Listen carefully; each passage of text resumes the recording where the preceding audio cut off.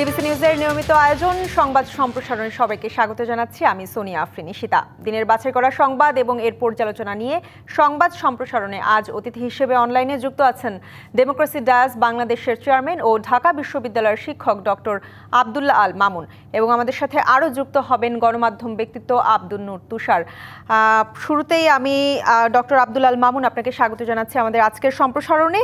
আমরা আলোচনা করতে চাই যে আজ জাতিসংঘের ৮০তম অধিবেশনে প্রধান উপদেষ্টা ডক্টর মোহাম্মদ ইউনূস তিনি আজও বলেছেন যে ফেব্রুয়ারির প্রথমার্ধেই নির্বাচন হবে, এবং আমরা যদি একটু গতকালে যাই, গতকাল প্রধান নির্বাচন কমিশনার তিনি কিন্তু বলেছেন যে পিআর পদ্ধতিতে নির্বাচন সম্ভব নয়।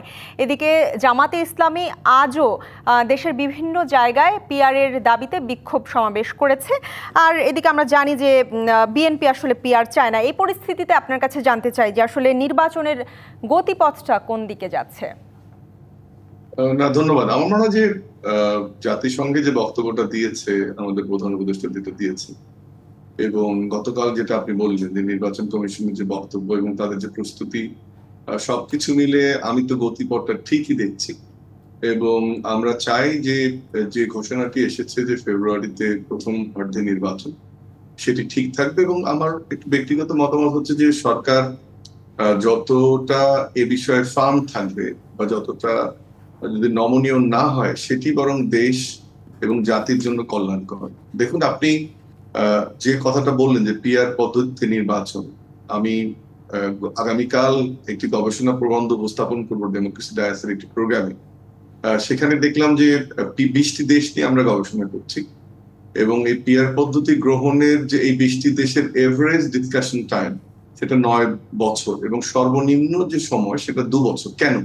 এবং যে মাথাপিছু আয় যে 20টি দেশের আমরা দেখাচ্ছি ডেমোক্রেসি ডায়াস থেকে, যে দেখা যাচ্ছে যে এই দেশগুলোর যে গণতান্ত্রিক উত্তরণ প্রক্রিয়া এবং চর্চা, তাদের যে আর্থসামাজিক ব্যবস্থা, মাথাপিছু আয় সহ, এবং এই পিআর পদ্ধতি গ্রহণের ক্ষেত্রে যে আলোচনার সময়, কোনোটাই কিন্তু যে আলোচনাটি হঠাৎ করে সামনে আনা হলো যে পিআর পদ্ধতির নির্বাচন, সেটিকে সাপোর্ট করেন। আমি এই জিনিসটা একটু হাইলাইট করি আপনাকে। এটা আগামীকাল আমরা এই গবেষণাটা প্রকাশ করব।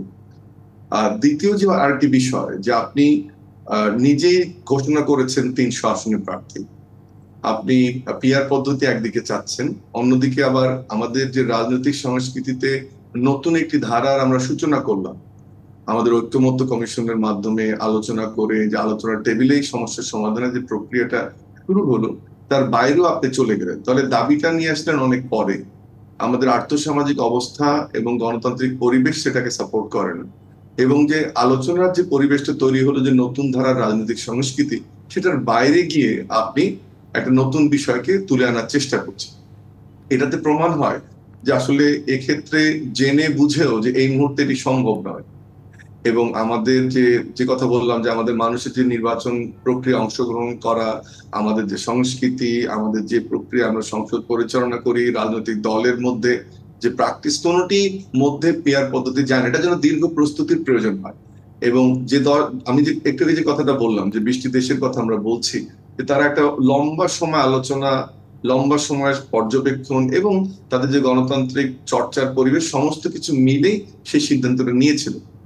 মানে কোনোভাবেই পিআর পদ্ধতির মতো একটি পদ্ধতিতে, আমাদের traditional first past the post পদ্ধতির বাইরে গিয়ে মাত্র 2-3 মাসের মধ্যে আপনি সিদ্ধান্ত নেবেন, এটি আসলে কতটুকু যুক্তিযুক্ত আলোচনা, সেটি সন্দেহের অবকাশ রেখে দেয়।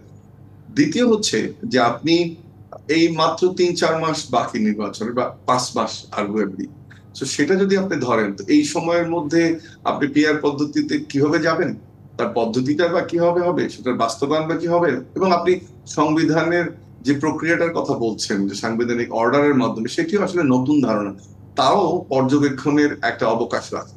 মানে যে আর্গুমেন্টটা আমি করতে চাচ্ছি যে কোনোভাবে এই স্বল্প সময়ে পিআর পদ্ধতির মতো একটি পদ্ধতি নিয়ে আলোচনা করার আসলে সুযোগ নেই। তাহলে এটা বুঝতে হবে যে আপনি আপনার ভোটের যে হিসেব, বা আপনি একক বিরোধী দল হিসেবে আপনি সংসদে আপনার অবস্থানটা নিশ্চিত করতে চাচ্ছেন, বা আপনি 30টি আসন বা তার অধিক আসন পেতে চাচ্ছেন, সেজন্য একটি ধারণা এখানে নিয়ে আসতেন। আরো একটি জিনিস দেখুন, যে আমরা যদিও এটা বারবার এই আলোচনাটা উঠে আসছে যে নির্বাচন কমিশন, যে রিফর্ম কমিশন যেটা হয়েছিল, তারাও কিন্তু এটা প্রপোজ করেনি। আমাদের জুলাই সনদের মধ্যে এটা নাই। একটা নতুন বিষয়কে আপনি সামনে এনে জনগণকে যে বিভ্রান্ত করার চেষ্টা করছেন, যখন আসলে আমাদের আর্থসামাজিক অবস্থা বলছে যে নির্বাচনটা খুবই জরুরি। আমি কয়েকটা তথ্য আপনাকে দিই। আমাদের এই মুহূর্তে জিডিপি গ্রোথ 3-এর নিচে, 4-এর নিচে, 3.9।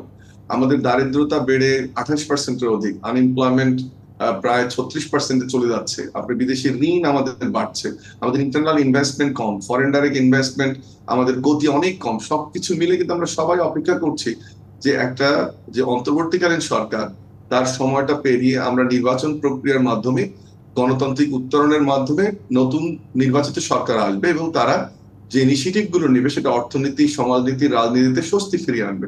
সেক্ষেত্রে যদি এখন পিআরের মতো একটা বিষয়কে সামনে আনা হয় এবং সেটাকে এমন ভাবে মানুষের সামনে উপস্থাপন করছেন আপনি যে যখন এটি হলো সর্বোত্তম পদ্ধতি, যেটি আসলে অনেক পর্যালোচনার অবকাশ থাকে, যেটি আমি একটু আগে বললাম যে 20টি দেশের গবেষণা করে ডেমোক্রেসি ডায়াস এটা দেখেছে, যেটি আসলে সম্ভব নয়। তৃতীয় আরেকটি বিষয় যে আপনি দেখেন যে আমাদের দেশের ইতিহাসে যে ইসলামিক দলগুলোর যে ঐক্যের প্রক্রিয়া, ধরন, প্রকার এবং কাছাকাছি আসার যে আদর্শিক জায়গাটা, সেটিও কিন্তু এই সিটের রাজনীতিতে এসে অনেকে ছাড় দিয়ে ফেলছে। আমরা যাকে যার বিরোধী হিসেবে জানি, চিনি এবং কয়েকদিন থেকে সামাজিক মাধ্যমে, সামাজিক যোগাযোগ মাধ্যমে বিভিন্ন ভাষায়ও এই বক্তব্যগুলো ঘুরছে।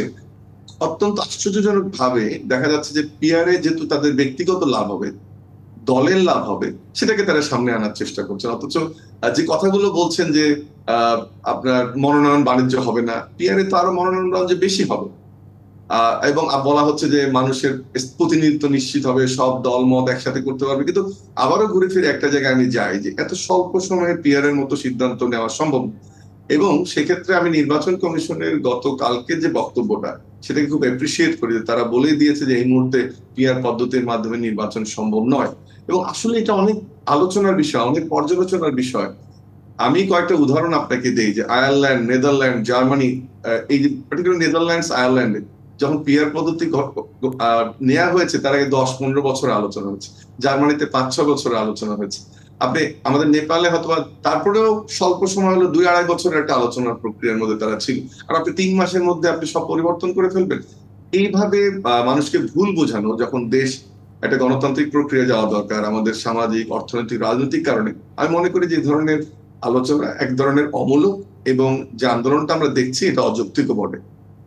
এবং তারা কিন্তু আজও আসলে দেশের বিভিন্ন জেলায় আন্দোলন করেছে পিআর পদ্ধতি নিয়ে। আমরা যদি একটু সংস্কারের দিকে আসতে চাই, আজ প্রধান উপদেষ্টা ডক্টর মোহাম্মদ ইউনূস কিন্তু জাতিসংঘের ভাষণে তিনি বলেছেন যে 11টি স্বাধীন সংস্কার কমিশন গঠন করেছেন এবং নির্বাচিত সরকার যিনি আসবেন তিনিও এই সংস্কারগুলো চলমান রাখবেন। আপনার কাছে জানতে চাই যে এই যে প্রধান উপদেষ্টা দায়িত্ব নেওয়ার পর থেকে এখন পর্যন্ত আসলে যেই সংস্কার কমিশনগুলো গঠন করা হয়েছে সেগুলোর কাজ আসলে কত দূর এগোলো? তারা কিন্তু আপনি যেহেতু বললেন যে আন্দোলন আজকে জেলা পর্যন্ত গড়িয়েছে, আমি মনে করি যে যে দলটি নেতৃত্ব দিচ্ছে তারা সহ, জামাত সহ অন্য যে ইসলামিক দলগুলো আছে, তাদের কিন্তু একটা নতুন পরিবেশে, নতুন বাস্তবতায় দীর্ঘদিন পর আমি মনে করি যে তাদের আদর্শিক চর্চা বা তাদের মতামত প্রচার, তাদের লক্ষ্য উদ্দেশ্য মানুষের সামনে নিয়ে আসা একটা দারুণ সুযোগ তৈরি হয়েছে। এবং আমি আশা করি যে এই সুযোগটা তারা হেলায় হারাবে না এবং এটাকে সুযোগটাকে কাজে লাগানোর চেষ্টা করবে। এবং এই ধরনের যখন নির্বাচনের দিকে সারা দেশ, যখন অর্থনীতি, সমাজ, রাজনীতি সব ঢুকছে, এই ধরনের আন্দোলন আমি কতটুকু যৌক্তিক তা নিয়ে প্রশ্ন তুলতে চাই। এটা আজকে ওনার আলোচনার, ইউনূস সাহেবের আলোচনার, ডক্টর ইউনূসের আলোচনা একটা বড় অংশে ছিল। এবং যে সংস্কার এবং পথ প্রক্রিয়া করা হচ্ছে, উনি সব দল নিয়ে একই মঞ্চে জুলাই ঘোষণাপত্রের কথা বলেছেন। উনি বলেছেন যে বাংলাদেশের প্রথম বারের মতো সব রাজনৈতিক দল দীর্ঘদিন আলোচনা করে ঐক্যমত্য কমিশনের মাধ্যমে এই একটা কনসেনসাসে পৌঁছেছেন। এবং আমি মনে করি যে এখন বাস্তবায়নের এইটা কিভাবে এই জুলাই সনদ বাস্তবায়ন হবে তার প্রক্রিয়া নিয়ে কথা হচ্ছে। কিন্তু আমি মনে করি যে সেটির চেয়েও বড় যে জিনিসটি, সেটি হচ্ছে উনি যেটা হাইলাইট করেছেন যে আমরা আমাদের রাজনৈতিক সংস্কৃতিতে পরিবর্তন আনতে পেরেছি, আমাদের দলগুলো একসঙ্গে বসেছে এবং এখন আমরা অপেক্ষা করছি যে তার বাস্তবায়ন পদ্ধতিটা নিয়ে। এবং আমি ব্যক্তিগতভাবে মনে করি যে বাস্তবায়ন পদ্ধতির জায়গাটাতে দলগুলো ছাড় দেবে এবং আমাদের যে ফ্যাসিবাদদের ঐক্য রাজনৈতিক দলগুলোর মধ্যে তৈরি হয়েছিল শেখ হাসিনা সরকারকে উৎখাত করার জন্য, তারা একই স্টেজে বা একই রকম আমব্রেলায় থাকবে এবং জাতির বৃহত্তর স্বার্থে এই জুলাই সনদের বাস্তবায়নে একটা কনসেনসাস তৈরি করবে। আর একটা জিনিস ছিল, উনি দেখবেন যে আপনার সংস্কারের কথাগুলো তারুণ্যকে এনেছে, এক্সপেকটেশনের কথা এনেছে, মানুষ কি চায় সেটাকে এনেছে। এবং আমি মনে করি সেটা যুক্তিযুক্ত। জাতিসংঘের মতো জায়গায় আমাদের যে পলিটিক্যাল সিস্টেমে ইনস্টিটিউশনের ফ্লো ছিল সেগুলো উনি তুলে ধরেছেন, এবং আমরা যেটা সংস্কার করতে চাচ্ছি, নতুন গণতান্ত্রিক ব্যবস্থা, নতুন নির্বাচন ব্যবস্থা, নতুন রাজনৈতিক ব্যবস্থা বা বন্দোবস্তের কথা যেটা আমরা বলছি, উনি সারা পৃথিবীর মানুষকে জানিয়েছেন। এটা এক ধরনের আমি বলি দায়বদ্ধতাও তৈরি করবে। আমাদের যে রাজনৈতিক দলগুলো এখন জুলাই সনদ নিয়ে কথা বলছেন, তাদের দায়বদ্ধতার জায়গাটাও তারা আসবেন, এবং আমি যেটা বললাম যে আশা করবো যে এই সমস্যার একটা সমাধান হবে। যে আমাদের সাথে কিন্তু আরো একজন যুক্ত হয়েছেন, আমাদের সাথে যুক্ত হয়েছেন গণমাধ্যম ব্যক্তিত্ব আব্দুল নূর তুষার। আমরা শুনছিলাম ডক্টর আব্দুল আল মামুন আপনার কথা। আমরা একটু এইবার যেতে চাই আব্দুল নূর তুষার আপনার কাছে। আমি আসলে এই প্রশ্নটা করেছিলাম ডক্টর আব্দুল আল মামুন আপনাকে, আমি একটু এই উত্তরটা নিতে চাই আব্দুল নূর তুষার আপনার কাছ থেকে, যে আজকে প্রধান উপদেষ্টা জাতিসংঘে যে ভাষণটা দিলেন সেখানে উনি 11টি স্বাধীন সংস্কার কমিশনের কথা নিয়ে এসেছেন। তিনি বলেছেন যে তিনি দায়িত্ব পাওয়ার পর 11টি স্বাধীন সংস্কার কমিশন গঠন করা হয়েছে। আপনার কাছে জানতে চাই যে তিনি দায়িত্ব নেওয়ার পর থেকে আসলে এই 11টি স্বাধীন সংস্কার কমিশন কতদূর এগোলো? 11টি কি সংস্কার কমিশন? 11টি স্বাধীন সংস্কার কমিশন। 11টি সংস্কার কমিশন, জি। সংস্কারের তো ওনার একটা প্রতিশ্রুতি ছিল, সেই প্রতিশ্রুতি অনুযায়ী উনি কমিশন গঠন করেছেন, এটা সত্যি। কিন্তু কমিশনগুলি কতটুকু ফ্রুটফুল বা কতটুকু ইম্প্যাক্ট ফেলার মতো সংস্কার প্রস্তাব করতে পেরেছে অথবা কতগুলি সংস্কার সম্পন্ন হয়েছে, সেইটা অবশ্য উনি উল্লেখ করেন নাই। যদি সেটা করতেন তাহলে আরো ভালো হতো। উনি যা করেছেন সেটা সবই উনি বলেছেন, এবং সেটা স্বাভাবিক। উনি বলবেন যে উনি 11টি কমিশন করেছেন, কিন্তু এর মধ্যে কমিশনগুলি যে ধরনের প্রস্তাব করেছে, যেমন নারীদের সংক্রান্ত একটি কমিশন ছিল, সেই প্রস্তাবের কি ভবিষ্যৎ হয়েছে সেই সংস্কার কমিশনের সেটা আমরা জানি না। প্রবল প্রতিবাদ হয়েছিল, এবং তারপরে বিষয়টি আমরা এখনো জানি না যে কতটুকু অগ্রসর হয়েছে সেই সংস্কার। তারপরে ঐকমত্য কমিশনটা এখনো কাজ করে চলেছে। স্বাস্থ্য সংস্কারের যে কমিশন, তারা একটা বিরাট রিপোর্ট তৈরি করেছিল যা ভুলে ভরা। তারা একাধিকবার এই কমিশনের মেয়াদ বাড়িয়েছিল, কিন্তু তারপরেও তারা অনেক ভুলে পরিপূর্ণ, এমনকি বানান ভুল আছে এইরকম ভুলেও পরিপূর্ণ একটি রিপোর্ট প্রদান করেছে, একটা প্রুফও দেখে নাই। তো এইরকম কিছু অভিযোগ আছে। কিন্তু ফলে সংস্কার কমিশন করলেই যে সংস্কার হয়ে যাবে ব্যাপারটা সেরকম না। কমিশন হয়েছিল, কিন্তু কোনো কোনো ক্ষেত্রে আমাদের এটাও মনে হয়েছে যে কমিশনগুলিতে যথাযথ কাজ করার মতো ব্যক্তিদের নিয়োগ হয় নাই, বরং চিন্তা করা হয়েছে সবসময় যে কে কতটুকু পক্ষের অথবা কার বিরুদ্ধে দোষর, এই অভিযোগ উঠবে না। কিন্তু যদি আপনি বাংলাদেশকে সত্যি পরিবর্তন করতে চান, তাহলে যোগ্যতা এবং মেধার ভিত্তিতেই সব নিয়োগ এবং সব ধরনের মনোনয়ন দিতে হবে। এইটা ছিল মূল বিষয়। কিন্তু সেইখানে মনে হয় কেউই খুব একটা সদাচরণ করতে পারেন নাই। আমরা দেখেছি যে স্বাস্থ্য কমিশনের রিপোর্টে বলা হয়েছে রাজনীতি মুক্ত চিকিৎসক চাই, চিকিৎসকদেরকে রাজনীতি মুক্ত করতে হবে, কিন্তু রাজনৈতিক ভাবেই চিকিৎসকদেরকে পদোন্নতি, পদ পরিবর্তন কিংবা বিভিন্ন জায়গাতে ট্রান্সফার বা পোস্টিং এগুলি দেওয়া হয়েছে, পদায়ন করা হয়েছে। তাই সংস্কার কমিশন একভাবে কথা বলেছে, কিন্তু সিস্টেম সেই অনুযায়ী কাজ করে নাই।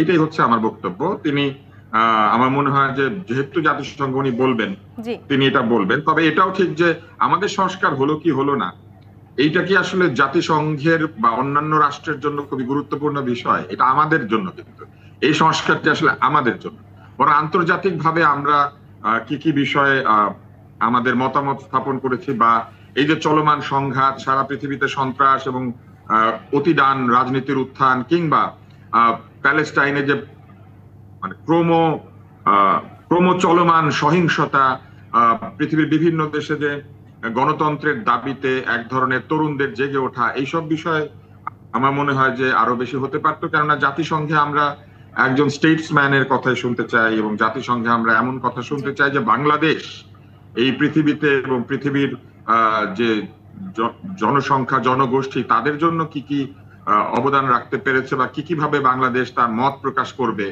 সেটা আমার কাছে মনে হয়েছিল যে আরেকটু থাকলে ভালো হতো। জি, আমরা এই বিষয়ে আলোচনা করব। আব্দুল নূর তুষার, আপনি সঙ্গেই থাকুন, এবং ডক্টর আব্দুল আল মামুন আপনিও সঙ্গে থাকুন। আমাদের সময় হয়েছে একটি বিরতি নেবার, বিরতির পরে আমরা ফিরে আসছি। সংবাদ সম্প্রসারণে একটা বিরতির সময় হয়েছে, সঙ্গেই থাকুন। বিরতির পর আবারও স্বাগত সংবাদ সম্প্রসারণে। আমাদের সাথে আজ অতিথি হিসেবে যুক্ত আছেন ডক্টর আব্দুল্লাহ আল মামুন এবং আব্দুল নূর তুষার। আপনাদের দুজনকে আবারও স্বাগত জানাচ্ছি। আব্দুল নূর তুষার, এবার শুরুতে আবারও আপনার কাছে আসতে চাই আমি। আজ জাতিসংঘের অধিবেশনে প্রধান উপদেষ্টা একটি কথা বলেছেন যে আমাদের লক্ষ্য ছিল ক্ষমতার ভারসাম্যপূর্ণ একটি গণতান্ত্রিক রাষ্ট্র কাঠামো গড়ে তোলা, যেখানে আর কোনো স্বৈর শাসকের আবির্ভাব হবে না, কোনো নির্বাচিত নেতা রাষ্ট্রের গণতান্ত্রিক স্বরূপকে ক্ষুণ্ণ করতে পারবে না, কিংবা রাষ্ট্র ও জনগণের রক্ষকরা ভক্ষকে পরিণত হতে পারবে না। আপনার কাছে কি মনে হয় যে এই যে লক্ষ্য ছিল গণতান্ত্রিক রাষ্ট্র কাঠামো গড়ে তোলার, সেটি পূরণ হয়েছে কি?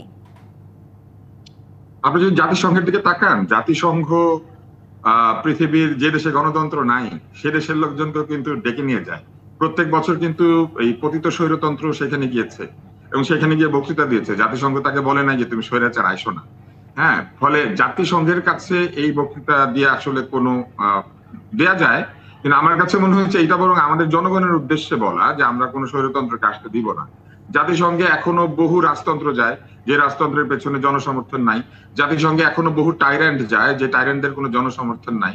এবং জাতিসংঘে গত 16 বছরে তো বিগত প্রধানমন্ত্রী গিয়েছেন, বা জাতিসংঘে কিন্তু আমাদের সরকার প্রধানেরা বিভিন্ন সময় গিয়েছেন। তারা স্বৈরাচার নাকি স্বৈরাচার না, এটা নিয়ে জাতিসংঘ কিন্তু কিছু বলে নাই। জাতিসংঘ প্রকৃত অর্থে সারা পৃথিবীতে গণতন্ত্র নিয়ে তেমন কিছুই বলে না। জাতিসংঘ যেটা করে স্বাস্থ্য, শিক্ষা ইত্যাদি নানান কিছু জীবনমানের উন্নয়ন, এইসব ব্যাপার স্যাপার বলে। আপনি দেখবেন যে এই যে তাদের যত ডেভেলপমেন্ট গোল আছে সেই ডেভেলপমেন্ট গোলের মধ্যে সুশাসন কায়েমের কথা আছে, কিন্তু গণতন্ত্র স্পেসিফিক্যালি নাই। এই জন্য যে পৃথিবীতে বহু রাজতন্ত্র আছে এবং সেই রাজতন্ত্রের পেছনে জাতিসংঘের মাথা মাথা দেশটা দাঁড়িয়ে আছে। আপনি যদি আমাকে এই প্রশ্ন করেন, আমি শুধু এতটুকুই বলবো যে স্বৈরতন্ত্র আবার আসবে কি আসবে না, এইটা নিয়ে আসলে পৃথিবীর কারো কোনো মাথা ব্যথা নাই, এটা আমাদের মাথা ব্যথা। আমরা যদি সত্যিকার অর্থে একটু উন্নত দেশে পরিণত হতে চাই, আমরা যদি একটু সুশাসন এবং গণতান্ত্রিক সমাজ কাঠামো এবং রাষ্ট্র কাঠামো তৈরি করতে চাই যেখানে সুবিচার রয়েছে, তাহলে আমাদেরকে চিন্তা করতে হবে যে আমরা এই স্বৈরতন্ত্র আনবো কি আনবো না। স্বৈরতন্ত্র যখন ছিল তখন কি শান্তিরক্ষী বাহিনীতে আমাদের লোকজন যায় নাই? গিয়েছে, এখনো যাবে, ভবিষ্যতেও যাবে। কেননা আসলে এই কাজ করার জন্য পৃথিবীতে বহু দেশ নাই। আমাদের মতো কিছু কিছু দেশ আছে যারা অন্য দেশে গিয়েও নিজের জীবনের ঝুঁকি নিয়ে শান্তি রক্ষা করে থাকে। পৃথিবীর বহু দেশ আছে শান্তি রক্ষা করতে তাদের সৈন্য দেয় না। আমরা আসলে পৃথিবীতে বহু কাজ করি যে কাজগুলি আমরাই করি, অন্য কেউ করে না।